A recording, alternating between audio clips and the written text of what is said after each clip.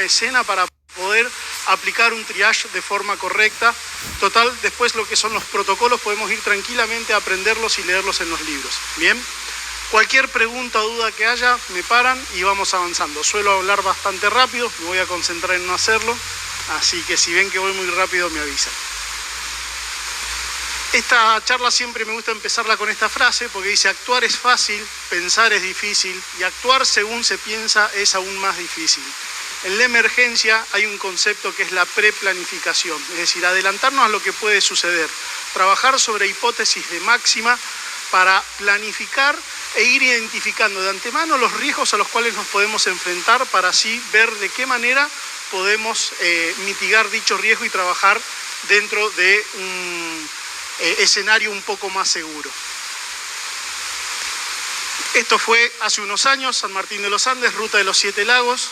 Este es un escenario que nunca nos imaginamos que podía llegar a suceder porque no era una de las hipótesis de trabajo que manejábamos. Es un camión cisterna que vuelca sobre 2 vehículos, matando a 2 personas, e implicó un cambio en la forma de trabajar y de planificar las emergencias en cuanto a bomberos se refiere en la región sur para la preplanificación y sobre todo la coordinación con las distintas instituciones.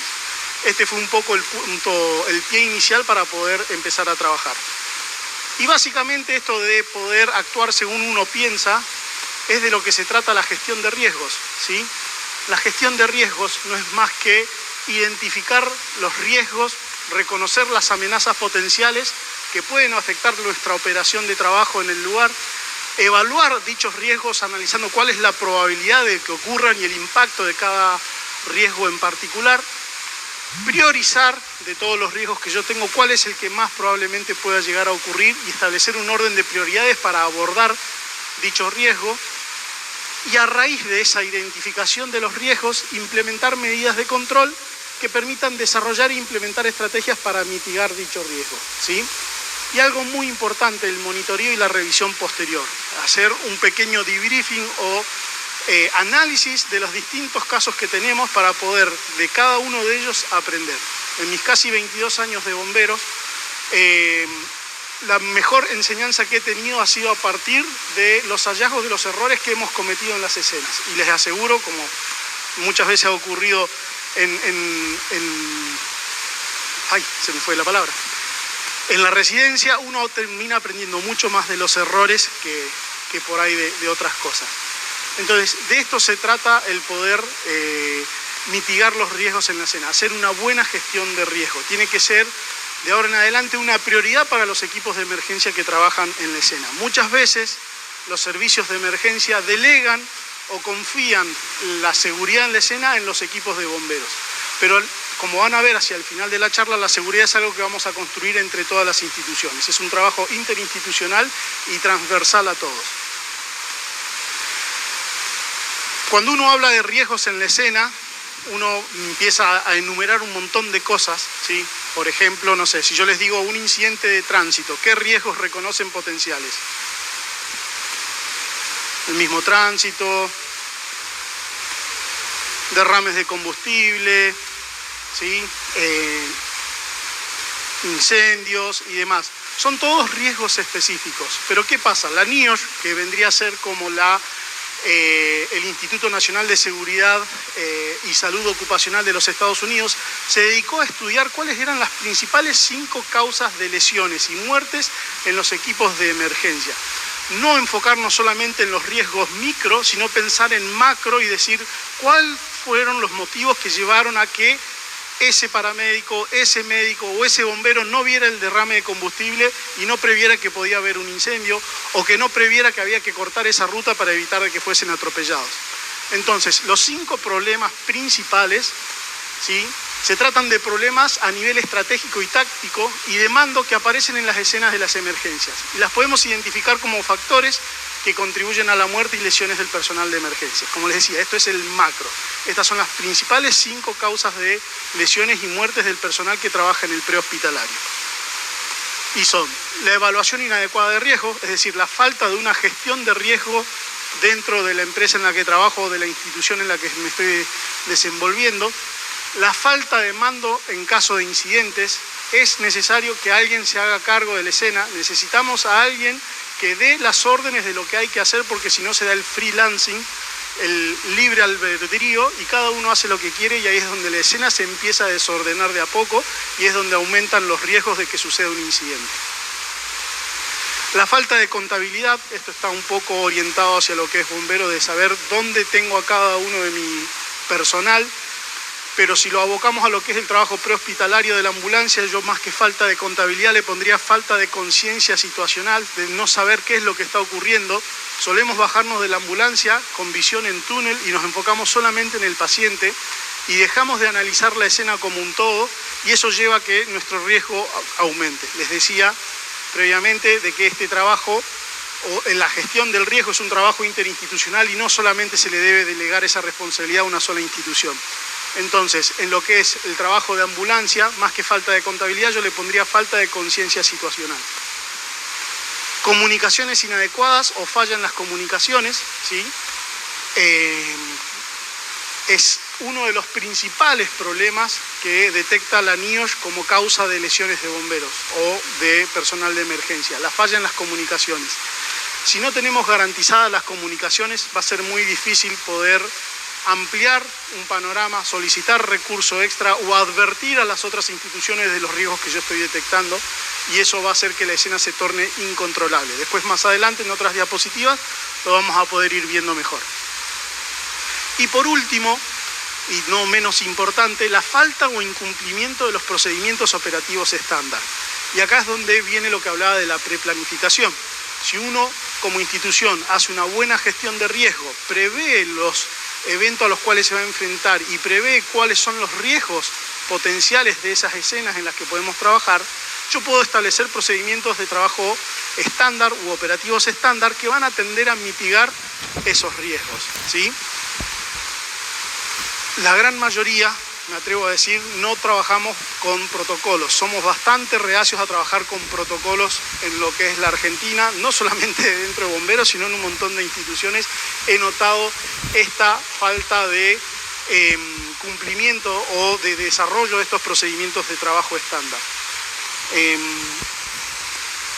Haciendo una buena gestión de riesgo y haciendo buenos protocolos de trabajo, la mitigación del riesgo va a ser aún mayor. Y como les decía, el análisis posterior de los incidentes a los cuales acudimos nos van a ir permitiendo modificar o procesar nuevamente estos procedimientos operativos estándar y ver cuáles han tenido mejores resultados o no.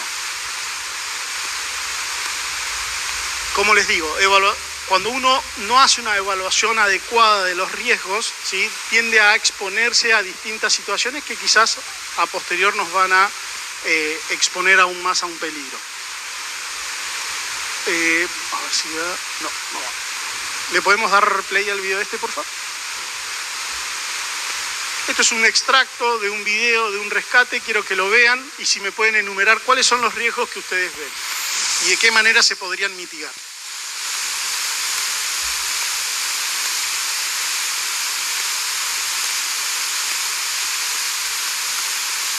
No tengan en cuenta a la gente de atrás.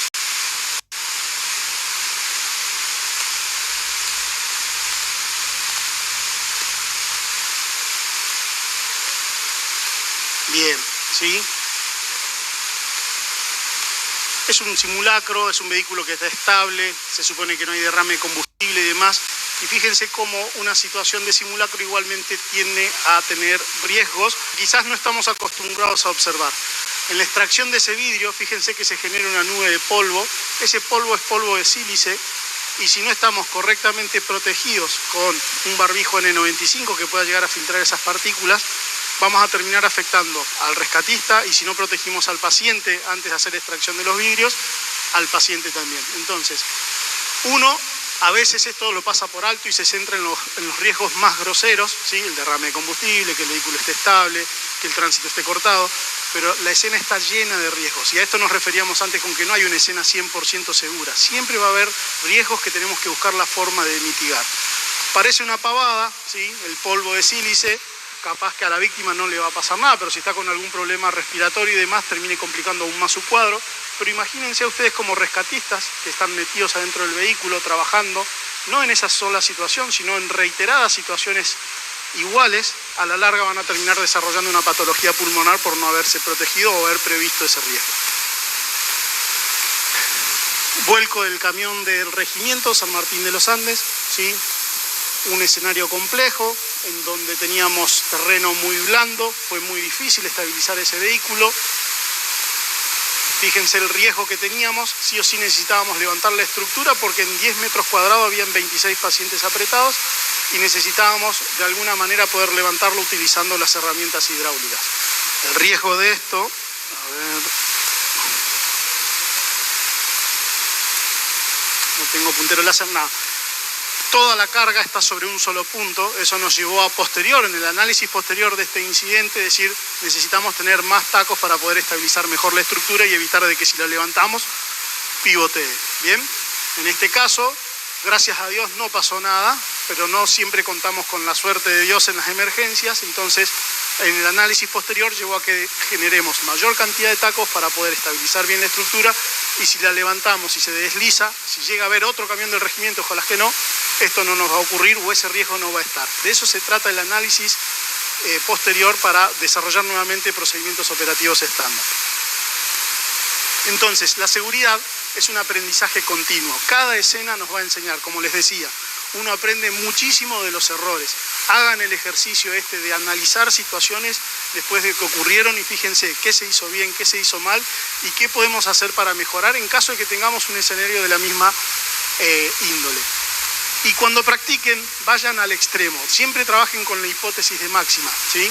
Acá dijimos, bueno, vamos a practicar con un auto parado de punta y vemos cómo trabajamos, cómo mitigamos el riesgo, cómo lo podemos estabilizar para evitar de que caiga sobre nosotros, para poder sacar a la víctima que está atrapada en el vehículo de abajo.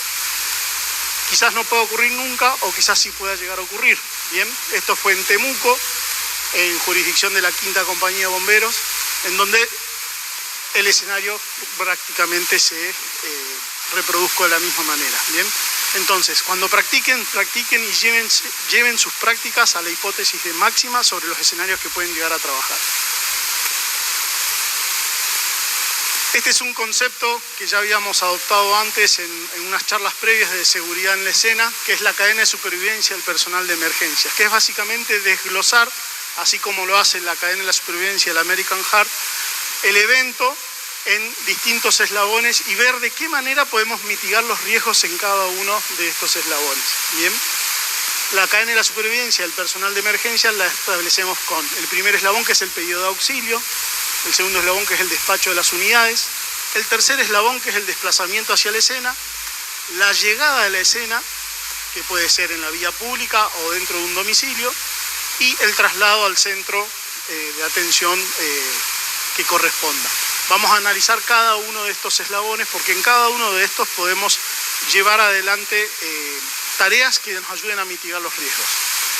El pedido de auxilio es uno de los más importantes. El despachador, ¿sí? El operador del 107 o del comando radioeléctrico o del 100 de bomberos tienen la vital función de codificar la llamada, ¿sí?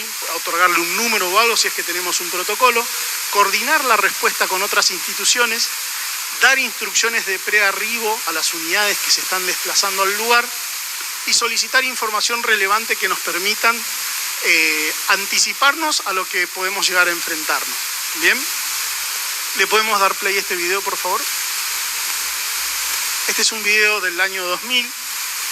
Si bien es viejo, sigue estando en vigencia por la importancia que implica el trabajo interinstitucional. Es un accidente en un área rural en donde chocó una camioneta que transportaba un gas que resultó ser anhídrido de amonio y teníamos una víctima tirada en la calle.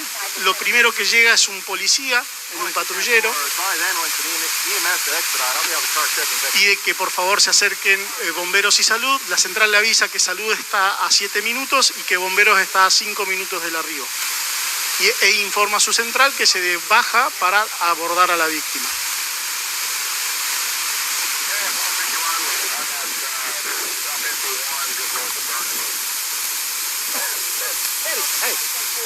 Apenas ingresa en la nube de gas, ya empieza a toser. El anhídrido de amonio es altamente irritante en las vías respiratorias. Cuento corto, terminan muriendo los dos, el paciente y el policía. ¿Bien? ¿Cuál fue el problema acá? No hubo coordinación entre las instituciones. Bombero y salud sabían que iban a un evento con materiales peligrosos, pero el policía no lo sabía. Su central de despacho no contaba con esa información y no le pudo advertir al policía que se enfrentaba a un escenario con materiales peligrosos y termina muriendo. De hecho, es bastante drástico el video porque él queda apoyado sobre su tórax y cada vez que respira activa el micrófono de la radio y se escucha cómo respira hasta que deja de hacerlo. ¿Bien? Entonces, de acá la importancia de poder contar con centrales de emergencia 911, en donde la gestión de la emergencia comienza desde el despacho mismo, desde la recepción del llamado, y en donde la comunicación sale por un único canal hacia todas las instituciones. Entonces todas las instituciones que van a un escenario determinado van a contar con la misma información. Y es la central la que comienza a gestionar la emergencia desde el momento en que se recibe el llamado, activando los protocolos correspondientes. Bien, esta es la central de la policía de la ciudad, la central 911 de la policía de la ciudad. Si bien no trabajan en coordinación con el SAME, ellos reciben alrededor de 14.000 llamadas diarias. Y esta otra es la central 911 de la provincia de Buenos Aires, que recibe 25.000 llamados al día y coordina todo lo que es salud, seguridad y bomberos. Bien, segundo eslabón, el desplazamiento hacia la escena. En Argentina no contamos con muchas estadísticas. Hace un tiempo se creó el programa de seguridad del bombero a través del Consejo Nacional. Y lo que se ha visto es de que a través de los reportes de incidentes de bomberos, se ha visto que el 85% de los incidentes reportados ocurren en la escena, muchos asociados a la falta de gestión de riesgo o a las 5 causas que veíamos de la NIOSH. Y uno de los factores más importantes era que estos incidentes o estas lesiones o muertes ocurrían durante el desplazamiento o por incidentes vehiculares asociados a la emergencia. De hecho, las últimas 3 muertes de bomberos en Argentina se han debido a incidentes vehiculares. ¿Sí? Entonces, no pretendamos ganar tiempo durante el desplazamiento. ¿Sí? Estas son ambulancias que están preparadas. ¿Sí? Fíjense que la deformidad del habitáculo donde va el paciente y el personal asistiéndolo está preparado y diseñado para soportar estos tipos de impactos. Nosotros no tenemos esa suerte en Argentina, son furgones adaptados como ambulancia. Bien, por lo tanto, los riesgos son aún mayores. Por eso es tan importante controlar la velocidad a la cual nos desplazamos. ¿Le podemos dar play, por favor? Esto es un choque entre 2 ambulancias en el departamento de bomberos de Nueva York.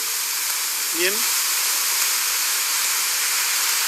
Muchas veces, con el tema de la sirena, dejamos de percibir el entorno y eso es lo que hace tan peligrosa la conducción de los vehículos de emergencia.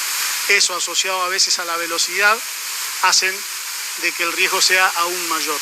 Bien. Fíjense, ese era el choque de afuera, esto sería cómo se ve el choque desde adentro. Play, por favor.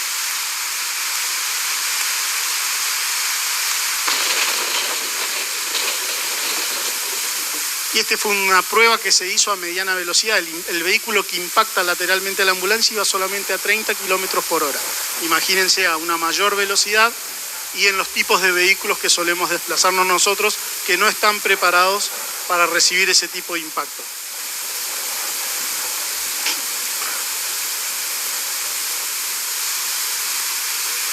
Entonces, algo que se tienen que llevar de esto es de que durante el desplazamiento a la escena no es factible bajar nuestros tiempos de respuesta. Los tiempos de respuesta se logran bajando los tiempos que perdemos durante el pedido de auxilio y el despacho de las unidades.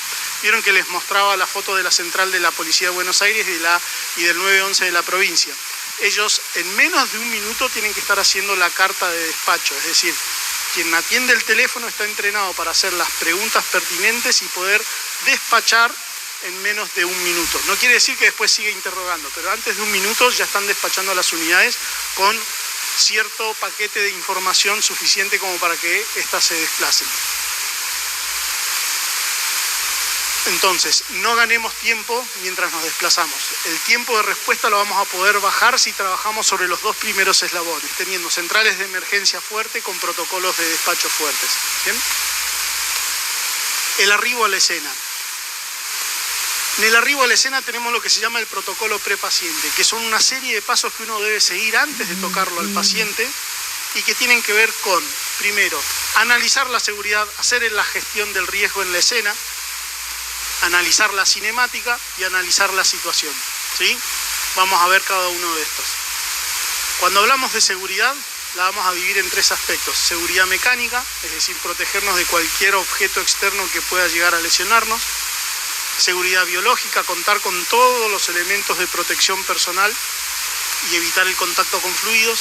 Y una muy importante es la seguridad psicológica. Primero, cuanto más nos entrenemos a distintos tipos de situaciones, menos desprevenidos nos va a agarrar y eso va a hacer de que tengamos mayores defensas psicológicas ante una situación determinada. Y que sepan que en caso de sufrir un evento o una disociación emocional por un evento de magnitud, existen herramientas para poder tratarlo y que es totalmente normal. A veces se nos categoriza como héroes o personas fuertes y que no estamos dispuestos a hablar y demás, y la seguridad psicológica es quizás la más importante porque es la que nos permite tener el recurso humano en condiciones de poder trabajar. Sepan que existen herramientas, sepan que es normal verse afectado ante diferentes situaciones y que hay que trabajar en eso y que sería importantísimo que las distintas instituciones puedan tener programas de abordaje o de primeros auxilios emocionales. Con respecto a la seguridad mecánica, como les decía, en la estadística que habla de incidentes en bomberos, gran parte ha ocurrido por incidentes viales y sobre todo por falta de señalización de las escenas, y de hecho los últimos 3 bomberos fallecidos fallecen por esta causa. Cuando llegamos y somos los primeros en llegar, rápidamente nosotros podemos empezar a gestionar los principales riesgos de esa escena. Y hay un concepto que se llama barrera de sacrificio, que consiste en colocar nuestro vehículo, apenas llegamos, atravesado a una distancia prudencial del incidente, para que si hay algún conductor desprevenido, impacte contra la ambulancia y no nos lleve puesto a nosotros que vamos a estar trabajando en el círculo de acción. Bien, siempre la distancia va a depender de las condiciones climáticas, de las condiciones de visibilidad, pero una distancia mínima de 15 metros, ¿sí? Si colocamos una ambulancia como barrera de sacrificio, que no es lo ideal, la ambulancia es el último vehículo que deberíamos de utilizar como barrera de sacrificio, pero llegado el caso, si somos los primeros en llegar y no hay nadie asegurando la escena, lo colocamos, ¿bien? Debemos procurar de que el portón lateral quede apuntando hacia el incidente, cosa que nuestro personal pueda descender ya protegido y no tengan que descender hacia el tránsito. El vehículo colocado a 45 grados y con el volante torneado en dirección contraria al incidente, cosa que si viene esta persona desprevenida e impacta al vehículo, la ambulancia salga en un eje totalmente diferente al cual nosotros nos encontramos. ¿Bien? En la medida que vayan llegando los distintos servicios de emergencia, la ambulancia obviamente la vamos a colocar o vamos a establecer una noria de circulación que permita rápidamente el traslado de los pacientes al hospital. Y vamos a utilizar o un patrullero o, en el mejor de los casos, una autobomba como barrera de sacrificio y un patrullero más atrás señalizando. Bien, la importancia que les decía de las ruedas torneadas. En Estados Unidos se están utilizando ya unidades especiales de barrera de sacrificio, son camiones que vienen con cartelería, luminaria y demás, y que se colocan y protegen directamente a todo el personal que trabaja del otro lado. Fíjense la importancia de trabajar con una barrera de sacrificio. Démosle play, por favor. Hubo un accidente de moto, la ambulancia está estacionada adelante, están todos trabajando en la parte posterior, justo a la salida de una curva, y viene un colectivo y los levantó a todos como en bala. Bien. El otro ocupante de la moto. Fíjense, esa unidad fue la primera y capaz la única en llegar al lugar. Qué distinto hubiese sido si esa ambulancia, en vez de estacionarse ahí, se estaciona antes de la curva o eventualmente pasando la curva y atravesada, y trabajo protegido por la ambulancia. Eventualmente ese colectivo hubiese chocado a la ambulancia, pero no a toda la dotación. ¿Recuerdan cuando hablábamos de los 5 principios de la NIOSH en cuanto a la conciencia situacional? De saber qué es lo que está ocurriendo, de saber dónde están cada una de las cosas o dónde está cada uno de los miembros de mi dotación. Para eso es importante hacer lo que se llama el 360 de la escena. Esto nos va a permitir hacer lo que se llama un dimensionamiento o un size-up de la escena. El estacionarnos a cierta distancia del incidente nos da tiempo a que a medida que nos acercamos vayamos analizando la escena, ¿sí? Es importante no correr, caminar, primero que eso transmite tranquilidad al resto de la gente y segundo que me da el tiempo a mí para ir analizando y gestionando la escena. Y debo hacer un 360 grados de lo que está ocurriendo. Esto es a modo de ejemplo nada más, pero si yo hago el 360 y veo esa puerta, quizás no hacía falta barretearla porque del otro lado estaba totalmente abierta la camioneta. ¿Bien? Entonces, por eso es importante hacer el 360. Es muy frecuente que hagamos lo que se denomina visión en túnel. Si nosotros estacionamos o atropellamos, lo que se dice, atropellamos la escena y nos bajamos de la ambulancia y lo primero que tenemos es el incidente, nos perdimos toda esta oportunidad de poder analizar la escena como un todo y hacemos visión en túnel y de ahí en adelante las cosas pueden empezar a ir en mal camino. La cinemática es la descripción del evento, ¿sí? Traumático y su correcta interpretación de acuerdo a las energías que estuvieron involucradas en el incidente. Por ejemplo, ustedes con solo ver esa fotografía saben qué tipo de lesiones, o por lo menos pueden suponer qué tipo de lesiones puede tener el paciente o no. Bien, traumatismo de cráneo, traumatismo de tórax, lo mismo que en esta, ¿sí? Son incidentes, el de la derecha de alta cinemática, el de la izquierda también, aunque no hubo tanta deformidad, pero el paciente iba sin cinturón de seguridad.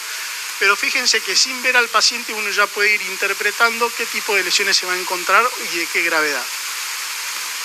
La situación es, en base a la escena que tengo, qué recursos voy a necesitar para poder resolverla. Y por eso es importante hacer el dimensionamiento o el size-up también, ¿sí?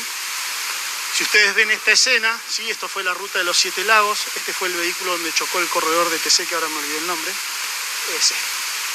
Bien. ¿Qué riesgos pueden observar en esa simple fotografía? Imagínense que ustedes abren la puerta de la ambulancia, se bajan y se encuentran con esa escena.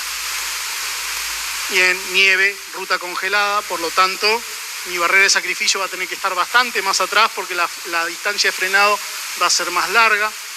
¿Qué más? Problemas con la visibilidad, con el frenado. Es pleno invierno, por lo tanto los días son más cortos. Para el paciente, la hipotermia.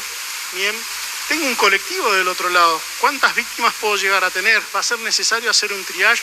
¿Voy a necesitar montar un puesto médico avanzado, solicitar recursos adicionales para resolverlo?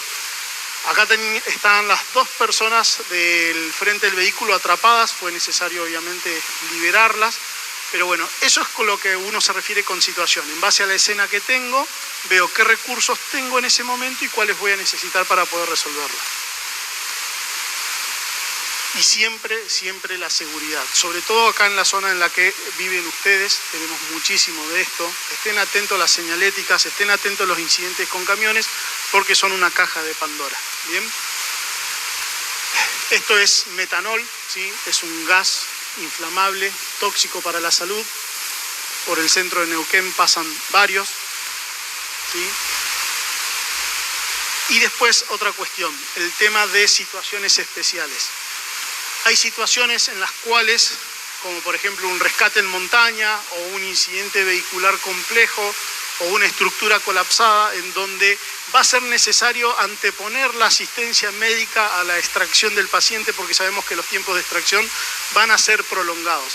Por eso es importante que los equipos médicos también se capaciten y se formen en este tipo de situaciones. Bien, trabajo en altura, estar familiarizados con el trabajo con cuerdas, con canastos, bien, espacios confinados, etc. Bien, esto es algo de todos los días. ¿Es posible trabajar de esta manera? Es muy difícil trabajar de esta manera. Primero que es incómodo porque están todos encima tuyo y segundo porque están todos los infelices filmándote a ver en qué momento pueden sacar la foto que va a salir en el diario. Entonces eso nos expone a un riesgo físico y también a un riesgo legal. Entonces sean muy cuidadosos con lo que hacen o dicen frente al paciente, porque hoy tenemos miles de ojos observándonos y eso también hace a la seguridad. Bien, toda la gente encima, el policía con los bracitos a la cintura. Bien, entonces es muy importante que nosotros gestionemos nuestra escena. Nosotros nos tenemos que apropiar de esa escena y con autoridad empezar a organizarla y a ordenarla. Y como les decía, no es responsabilidad de una sola institución, es responsabilidad de todas contribuir a la seguridad. Algunas van a tener algunos roles definidos ya de antemano por protocolos o por la función de la institución, pero es importante que entre todos colaboremos en esto. ¿Bien? Por eso es importante, como les decía, cuando nos adueñamos de la escena, empezar a ordenarla y trabajar de forma ordenada. Para eso es importante delimitar las zonas de trabajo. Las más groseras que tienen que definir, que no es necesario delimitarlas físicamente, pero sí por lo menos tenerlas presentes en la mente, son el círculo interno, círculo rojo o círculo caliente, como le llaman algunos, que es el lugar donde está ocurriendo el evento, y el círculo externo o círculo amarillo o círculo tibio, que es donde vamos a tener todos los recursos a disposición para poder trabajar en la escena. Bien, en el círculo externo es donde van a estar estacionados los vehículos de emergencia y donde vamos a tener los puntos de acopio de material desplegados. Fíjense, vehículos que atropellan la escena, a esto me refería con atropellar. Estaciono la ambulancia, me bajo y lo primero que tengo es el accidente. No alcanzo a ver si hay derrame de combustible, no alcanzo a ver cuántas personas hay, no sé si hay gente deambulando por alrededor. Atropello la escena, me meto dentro del círculo de acción. Eso es algo que tenemos que evitar.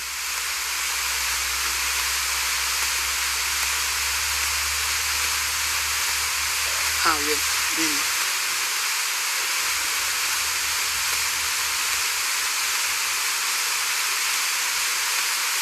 Bien, interesante. Como les decía, de los errores aprendemos y mucho más. Bien, fíjense, la ambulancia está a un ancho de cuerpo del camillero del accidente. Atropellamos la escena, nuevamente, lo mismo. Y de a poco fuimos aprendiendo. Acá fíjense, la ambulancia está protegida del tránsito, pero no estoy protegiendo a mi dotación. La atravieso, estamos acostumbrados ya a los cortes de calle. No cuesta nada cortarla durante 15 minutos más para trabajar de forma segura, y una vez que ya lo tengo arriba de la ambulancia, desplazo la ambulancia y trabajo en un lugar y dejo que el tránsito fluya. Pero protejamos a nuestras dotaciones. Bien, fíjense, nuevamente, me bajo de la ambulancia y no tengo tiempo de analizar absolutamente nada, pues seguramente cuando me baje tenga que tener cuidado de no pisarlo al paciente. El policía parado sobre el derrame de combustible. Incidente acá sobre la ruta 22, personas atrapadas, la ambulancia dentro del círculo rojo, los cabezales tirados por ahí. Tenemos que trabajar de forma ordenada. En el prehospitalario la escena es nuestro consultorio. A mí no me gustaría ir al consultorio de un médico que tiene la zapatilla por un lado, la chaqueta tirada por acá, todo desordenado. Me va a dar la sensación de que ese tipo no trabaja de forma profesional. Bueno, la escena es lo mismo que un consultorio. Tenemos que ordenarla y trabajar de forma profesional.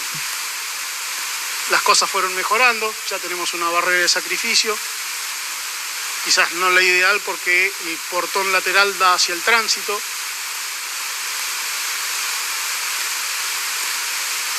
Pero bueno, de a poco las cosas van mejorando. Y después tenemos los incidentes en los domicilios, que son nuevamente otra caja de Pandora más, porque a veces nos metemos a domicilios a los cuales no sabemos a qué nos vamos a enfrentar. Por lo tanto, hay algunas cuestiones o tips que hay que tener en cuenta. Primero que nada, tenemos que estar observando y escuchando el entorno, ¿sí? Si bajamos 3 o nos metemos 2 al domicilio, uno está con el paciente y el otro está atento al entorno, a ver qué es lo que ocurre, qué es lo que dicen los familiares, cómo están los ánimos, si está caldeado, están colaboradores o no. Y otra cosa, en la medida que vamos ingresando, ¿sí?, vamos viendo cuáles son nuestras posibles vías de evacuación de esa escena en caso de que la cosa se complique. No permitir que se cierren puertas detrás nuestro, siempre permitir tener una vía de evacuación totalmente liberada. Estén atentos a las manos, ¿sí? vean que no hayan objetos que nos puedan lesionar alrededor del paciente, alejen cuchillos, martillos, cualquier cosa contundente, manténganla alejada y aseguren la escena. Nuevamente, se tienen que adueñar de la escena. Siempre bájense comunicados. Recuérdense que era una de las 5 principales causas de lesiones de la NIOSH, la falta de comunicación. Si a mí me pasa algo dentro del domicilio no voy a tener cómo pedir auxilio. Entonces, siempre bájense comunicados y en la medida de lo posible con un equipo de radio. Porque si es un celular, hasta que lo saque y marque el teléfono al cual yo quiero llamar, ya me abofetearon de todos lados dentro del domicilio. Pero con una radio rápidamente puedo pedir auxilio, ¿sí? Nunca ingresen solos, siempre acompañados.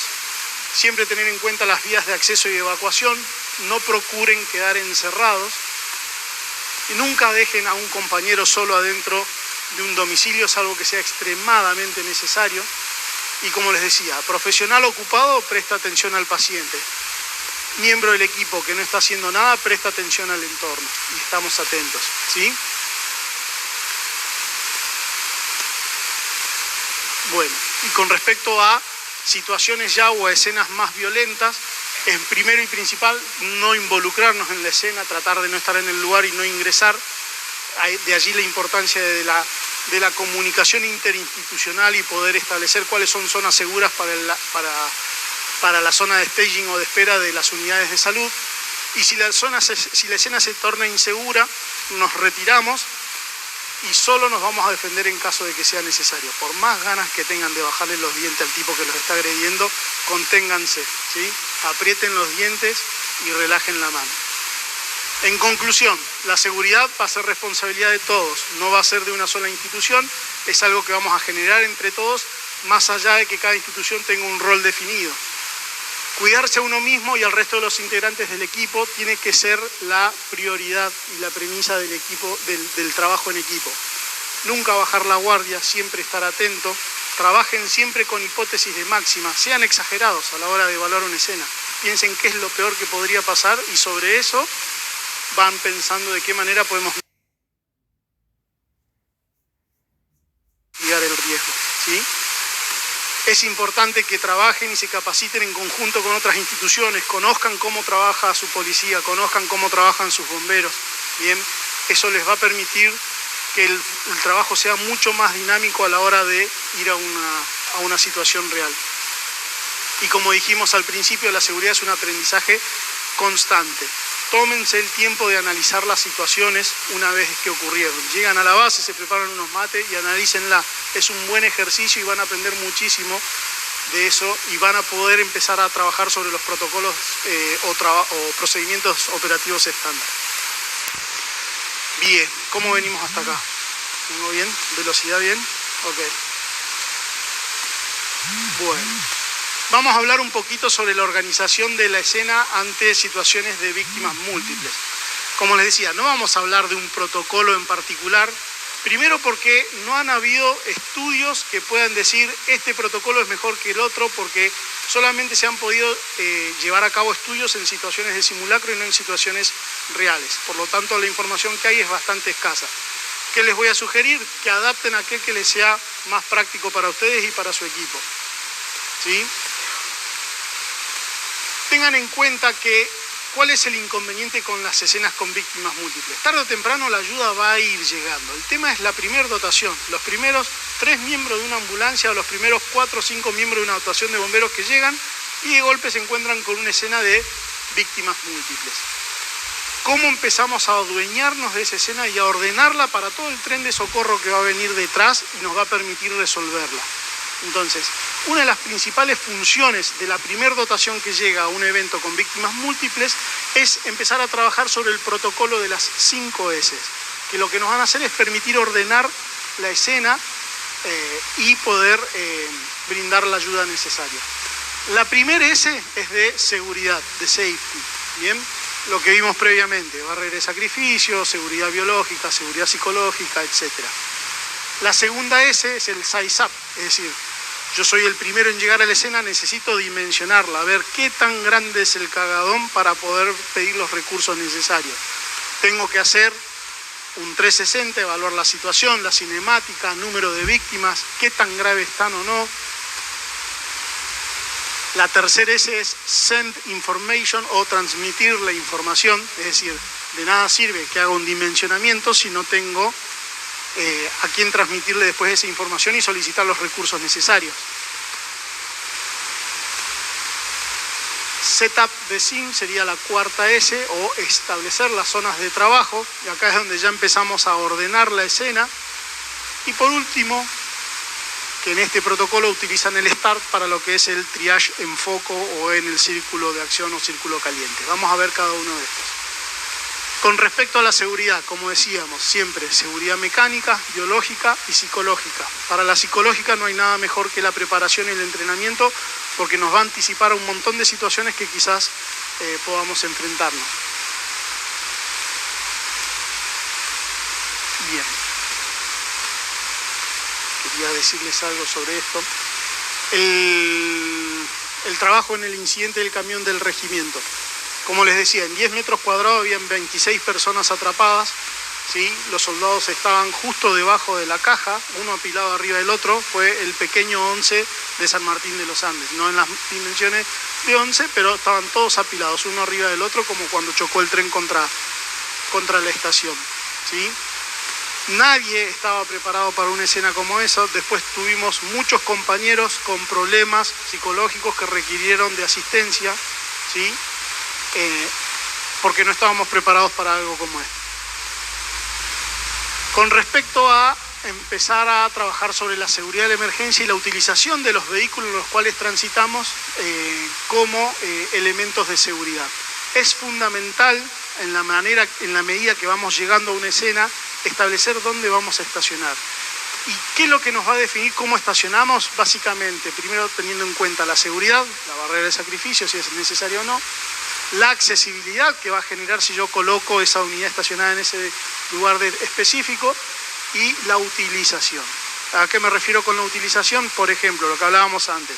Si yo tengo una ambulancia, no la voy a utilizar en la medida de lo posible como barrera de sacrificio, porque la utilización de esa unidad es para el traslado de pacientes. Sí, quizás puedo utilizar una autobomba, puedo utilizar un patrullero y demás. Por ejemplo, supónganse que tenemos un vehículo que se desbarranca y necesitamos trabajar con equipo de altura. No voy a utilizar una ambulancia para hacer los anclajes y descender con cuerda, porque cuando me quiera ir con la ambulancia voy a tener que desmontar todo el sistema de rescate que monté. ¿Bien? Entonces siempre tener en cuenta eso. Fíjense, esto fue el atentado a la Embajada de Israel. La primera ambulancia que llegó nunca más se pudo ir porque quedó metida dentro del círculo de acción. Entonces, cuando estacionen, tengan en cuenta, primero que nada, la seguridad del respondedor o del rescatista, que es lo primero y primordial. Es fundamental que despejemos rápido y de forma segura las vías del tránsito. El tránsito, más allá de que es un riesgo, también necesitamos de que fluya, porque si no va a imposibilitar de que el resto de las unidades puedan acceder al lugar. Y es necesario que tengamos comunicaciones rápidas, confiables e interoperables. Es decir, tenemos que poder hablar por el mismo canal con las distintas instituciones, porque si no es donde no vamos a poder trabajar en forma conjunta. Para esto es fundamental la planificación previa. Nos tenemos que sentar con la policía, con los bomberos, con salud, y establecer protocolos de trabajo conjuntos que nos permitan a todos operar por un mismo canal de radio, por ejemplo, ante una situación determinada, y estar todos atentos a eso. Barrera de sacrificio, como les decía. Bien. El size up, el dimensionamiento. La segunda es el protocolo de las 5S. Como les decía, ¿qué tan grande es el cargadón al que nos enfrentamos? Vamos a inspeccionar la escena para saber cuál fue el tipo, causa y o naturaleza del incidente, el número aproximado de víctimas y el nivel de gravedad de las lesiones que puedan llegar a tener. Ver cuál es el área involucrada, ir anticipándome a cuáles son los accesos y los potenciales egresos de esa escena para poder empezar a ordenar a las unidades que están viniendo en camino. Con respecto al 360 o al dimensionamiento y la visión en túnel que les menciono tanto que es tan peligrosa. Fíjense esta escena, esto acá sobre Ruta 22. Si yo me bajo de la ambulancia y veo esto, sé que hay una persona atrapada, que aparentemente chocó contra un camión, pero si me paro un poquito más lejos y miro, en realidad me doy cuenta que podríamos estar frente a un potencial escenario de materiales peligrosos también. Entonces, vean toda la escena, no se centren en una sola cosa, no se centren solamente en el paciente, eviten la visión en túnel. Situación,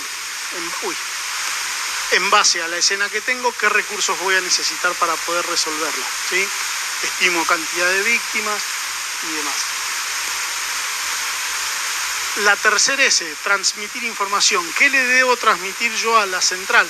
Básicamente le vamos a transmitir la información que detectamos durante el SAISAT, ¿sí?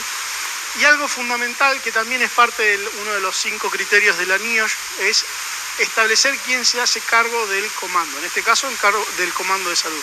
¿Quién es el que se va a hacer responsable de esa escena? ¿Quién es el que va a dar las órdenes? Eso tiene que quedar clarificado en la comunicación radial. Móvil 106 en el lugar, Sergio Cabrera se hace cargo del comando de salud. Tiene que quedar claro y se tiene que transmitir por radio para que las unidades que vienen a continuación sepan que a quien se tienen que dirigir para recibir las órdenes es a Sergio Cabrera. ¿Bien?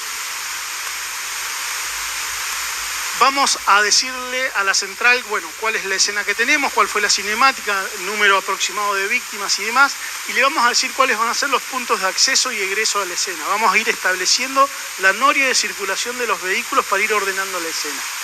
Y si es necesario, vamos a solicitar recursos adicionales. Algunos tips. Comuníquense temprano y de forma seguida. Y sería bueno que sus centrales tengan como protocolo, si ustedes no se comunicaron en 10-15 minutos, que la central pregunte si están por lo menos bien. Por ahí les está ocurriendo algo y no tienen forma de comunicarse y la central tiene que estar atenta a eso. En la medida que la escena se va transformando, porque la escena es muy dinámica, cambia constantemente, esos cambios de situación tienen que ser informados. Bien, la central tiene que tener conciencia situacional también de lo que está ocurriendo en el lugar. Es importante indicar la ubicación de las distintas zonas de trabajo que se van a establecer, que ahora las vamos a ver en una diapositiva, y es algo fundamental que sea una sola persona la que agarre la radio.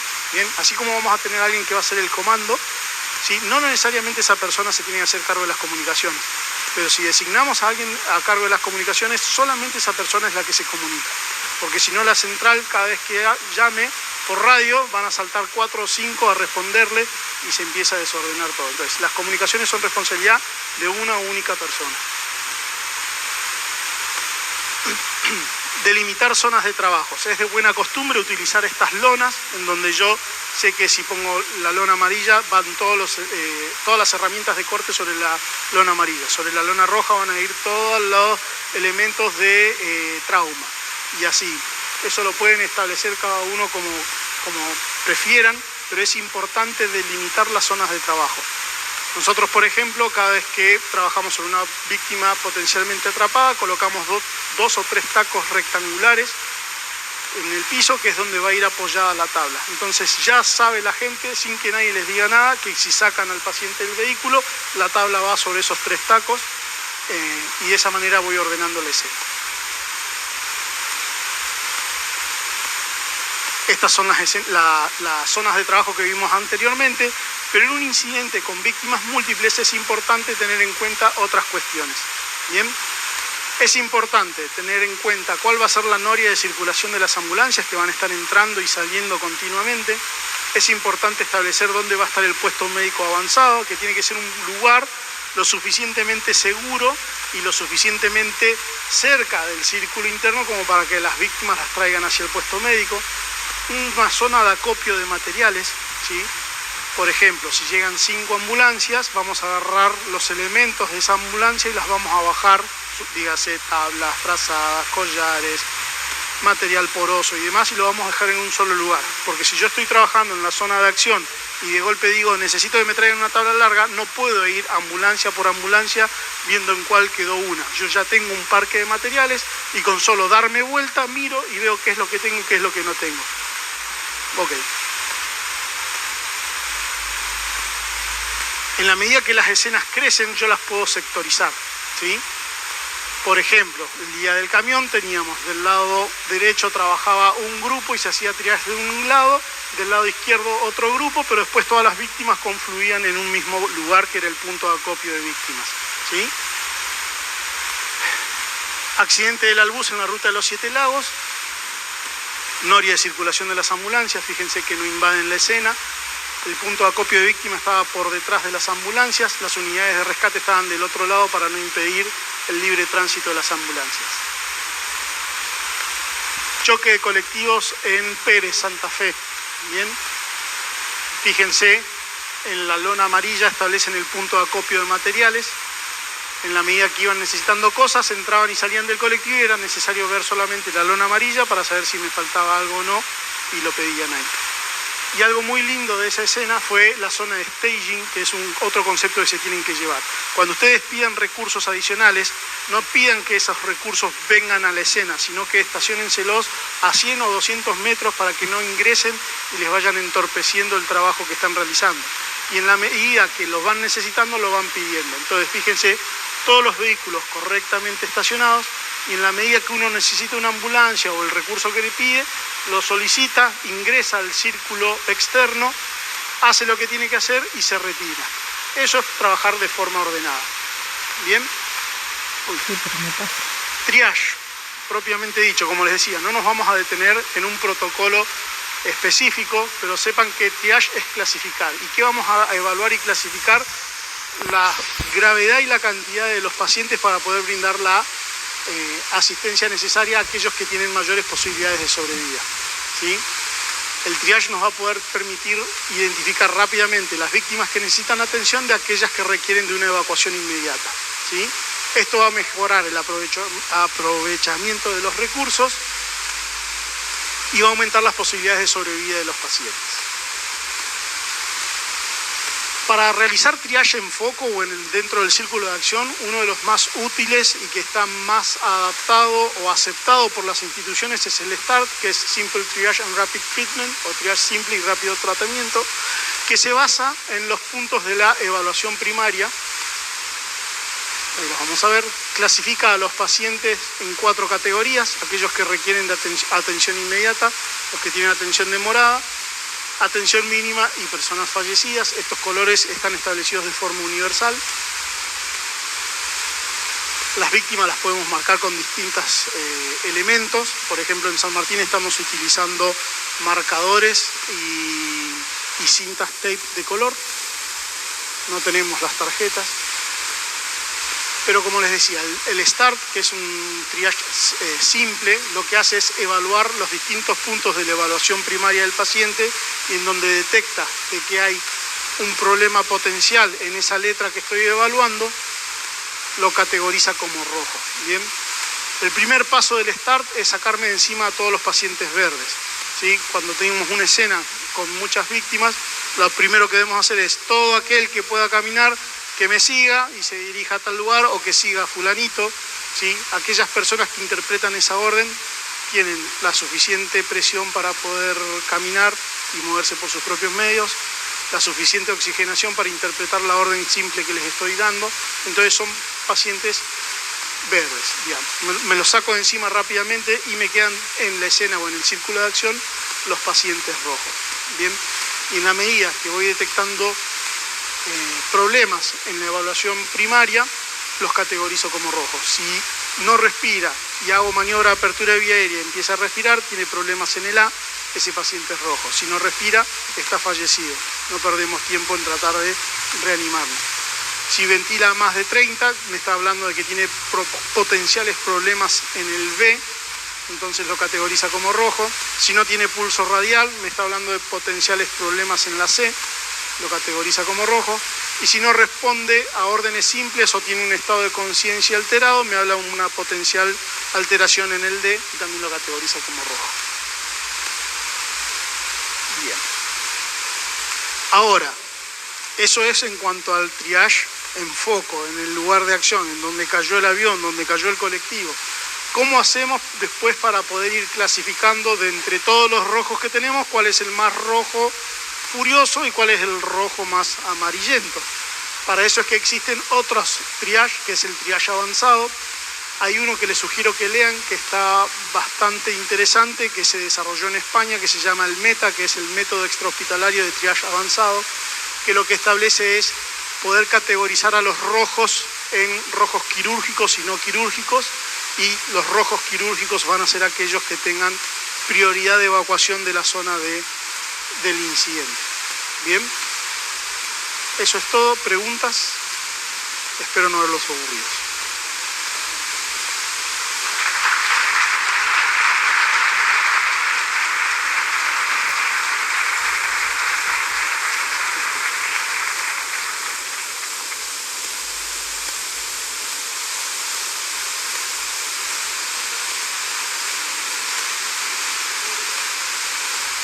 Adelante.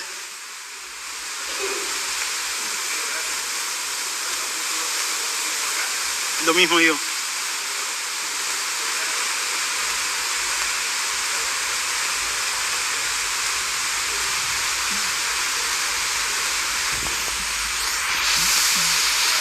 Sí.